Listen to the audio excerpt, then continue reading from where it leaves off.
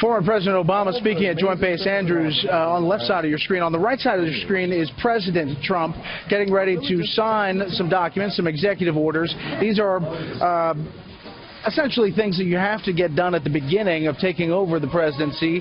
It's logistics, it's extending security to your family members, it is the proper transition by the signing. It's happening in the president's room inside the U.S. Capitol.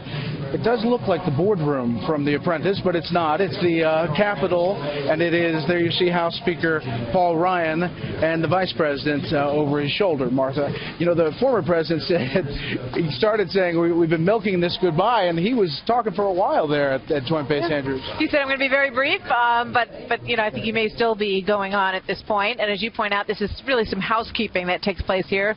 Ceremonial, the signing of some security documents as the president takes office, and you can see him surrounded by the family. Those are Don Jr.'s children and Ivanka's children to his right, watching Grandpa beginning to sign some of these documents as he takes over. Let's see what we can hear. Of business. Yeah, let's see what we can hear. Absolutely.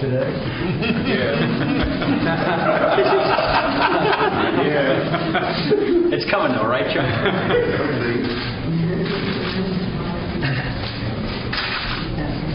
It looks like you added some letters in your name. It's hard to copy.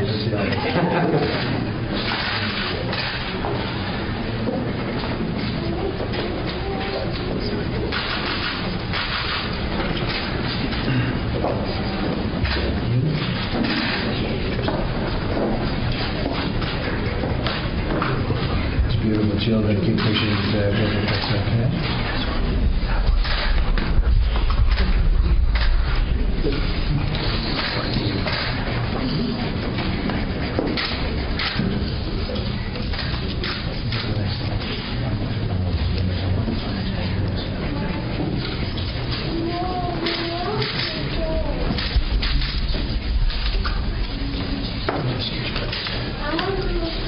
You get another stack coming. Yeah, I'd like to give some pens out. The government is getting stingy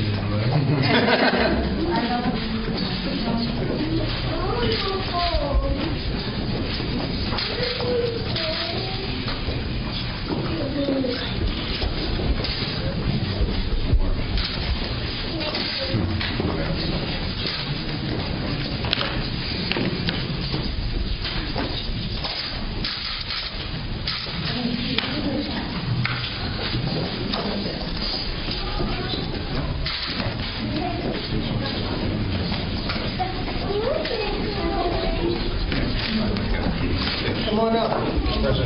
Come good. Good. Yeah, because we can give each. Okay, I'll start doing it. Each Kevin's going to give some. How about we'll do Nancy first? Is that okay? Anybody? Where is that? You will. It's Arabella.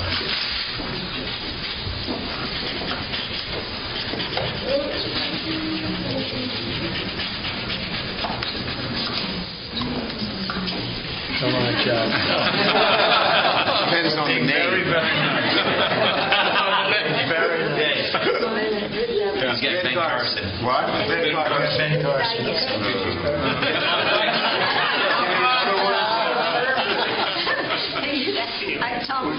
Tom Price. What you guys thinking about? Look at this. Did you get Tom Price? You know, he's going to be terrific, and he's going to get approved, but I'll give you a different one. Come here. I'll give you a lane. You want a lane? Yeah. Okay. No, Tom is not insulted. Mr. President, the leader wants it. You know what? The leader should have a lane, right? That's good. Good idea. Come on. You get a price back. That's good. You got a price. I'll take him. You would be doing it. I'll take it. Put him back, Spencer. This is, you did very well yesterday. Rick Perry. Yes. Look, Chuck is torn. It's better than Carson. Okay, who would like? I want Rick Perry. Good. Okay, you get them ready for me? It's a tough group of people we have. The hard way. Betsy, education, right? All right, so just in case anybody wants to know, these aren't the executive orders on immigration or health care or anything else. And there you see a room of bipartisan lawmakers, including Nancy Pelosi. There's House Speaker Ryan. This is a bill. He signed the proclamation of the Day of Patriotism. And then these are the formal nominations, one by one, for his cabinet. And I think there was some passing of the pens he was using, and Nancy Pelosi, the House Minority Leader, said, I probably shouldn't get one before Senate Majority Leader Mitch McConnell. So he's getting used to the protocol in Washington and how things are done, and this is his first experience probably of handing off the pens as he signs bills. So he passed one to Nancy Pelosi right off the bat. She was sort of right in his sight line. He looked up, she was smiling at him. He gave she sort of piped up and said maybe it should go to the leader. So Donald Trump gets sort of some indoctrination into the ways of Washington in this little ceremony that we're watching unfold here right now. You can see Paul Ryan smiling over his shoulder, and the room is crowded with family members. It's nice to see some little kids back in the White House. We saw the Obama children really when they came in, and it's always sort of, I think, refreshing. I think Americans love to see children in the White House.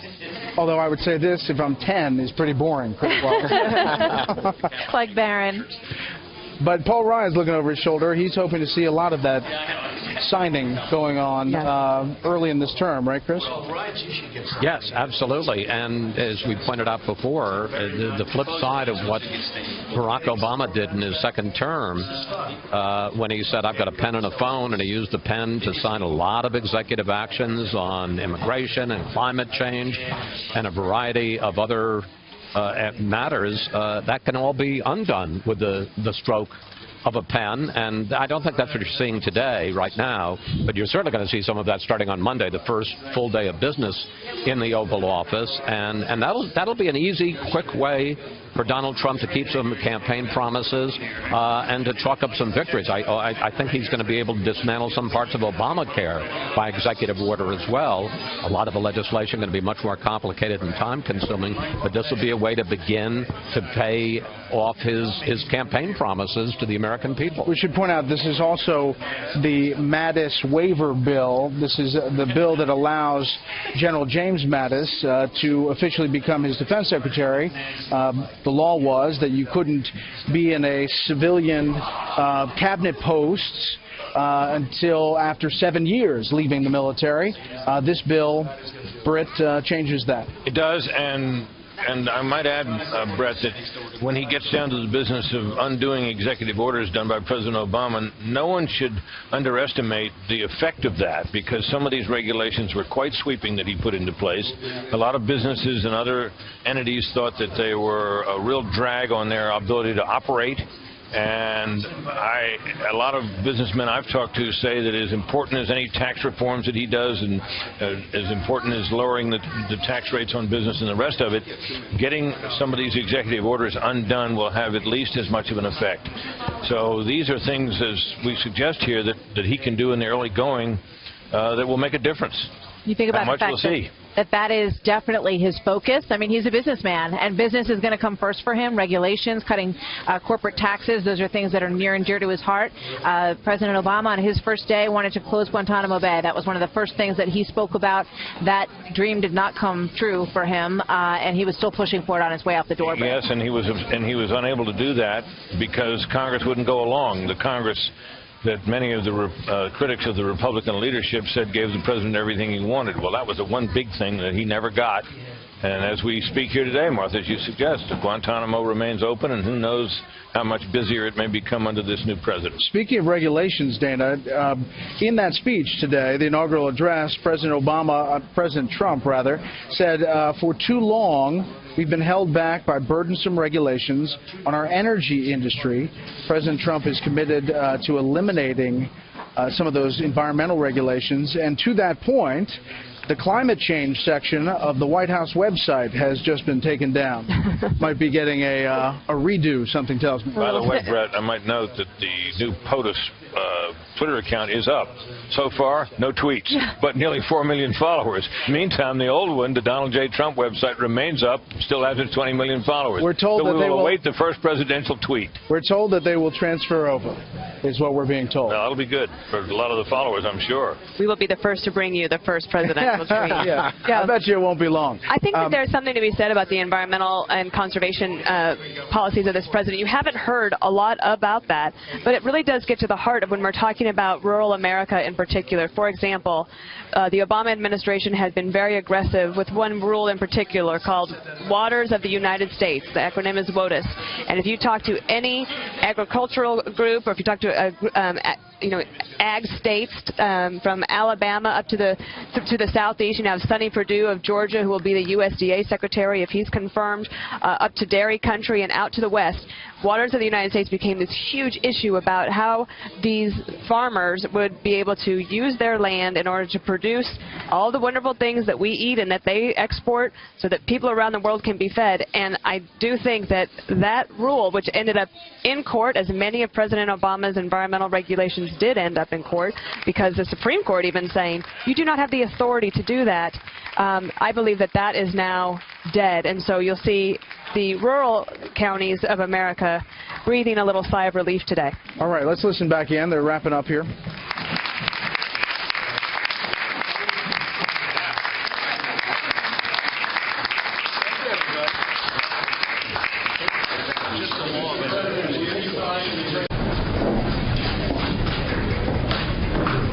It's beautiful children. Keep pushing it there. That's okay.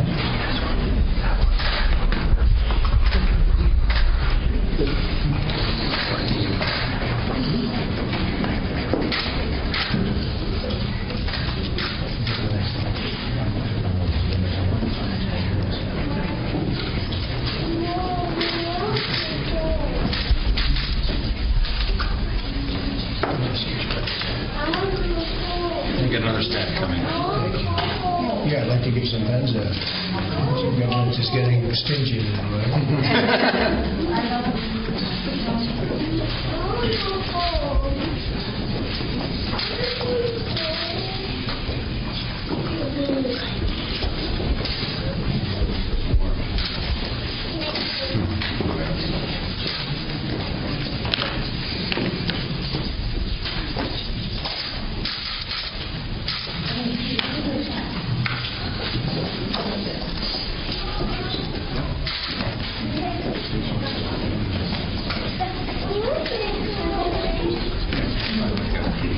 Come on up.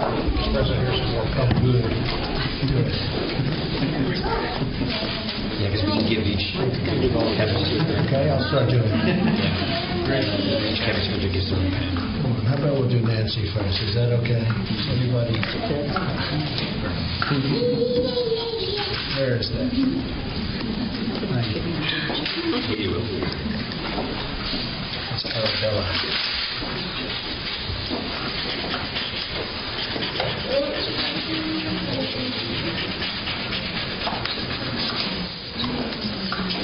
Come on, Chuck.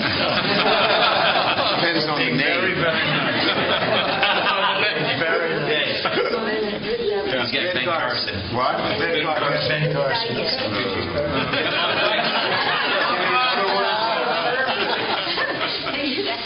Tom Price. Tom Price. But she doesn't get a vote. Look at it. Did you get Tom Price? He's going to be terrific, and he's going to get approved, but I'll give you a different one. Come here. I'll give you a lane. You want a lane? Okay. Don't worry. Tom is not insulted. Mr. President, the leader wants. Former President Obama speaking at Joint Base Andrews on the left side of your screen. On the right side of your screen is President Trump getting ready to sign some documents, some executive orders. These are essentially things that you have to get done at the beginning of taking over the presidency. It's logistics, it's extending security to your family members, it is the proper transition by the signing. It's happening in the president's room inside the U.S. Capitol. It does look like the boardroom from The Apprentice, but it's not. It's the Capitol, and it is, there you see House Speaker Paul Ryan and the Vice President over his shoulder, Martha. You know, the former president said, he started saying, we've been milking this goodbye, and he was talking for a while there at Joint Base Andrews. He said, I'm going to be very brief, but you know, I think you may still be going on at this point. And as you point out, this is really some housekeeping that takes place here. Ceremonial, the signing of some security documents as the president takes office, and you can see him surrounded by the family. Those are Don Jr.'s children and Ivanka's children to his right, watching Grandpa beginning to sign some of these documents as he takes over. Let's see what we can hear. Yeah, let's see what we can hear. Absolutely.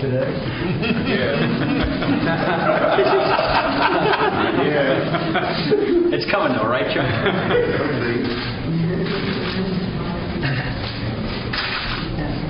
It looks like you added some letters in your name. It's hard to copy.